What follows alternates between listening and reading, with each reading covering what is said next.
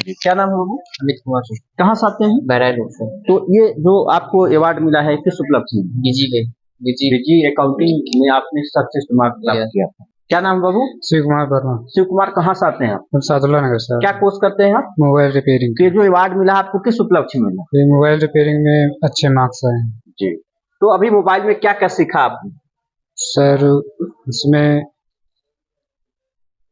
Android में Jack लगाना, जी coil लगाना। स्मार्टफोन के जो बेसिक कंपोनेंट होते हैं उन सब की जानकारी हो पाई? जी सर। अपने हाथों से प्रैक्टिकल करते हैं? प्रैक्टिकल के तो अभी पढ़ाई के बाद क्या उद्देश्य है आपका?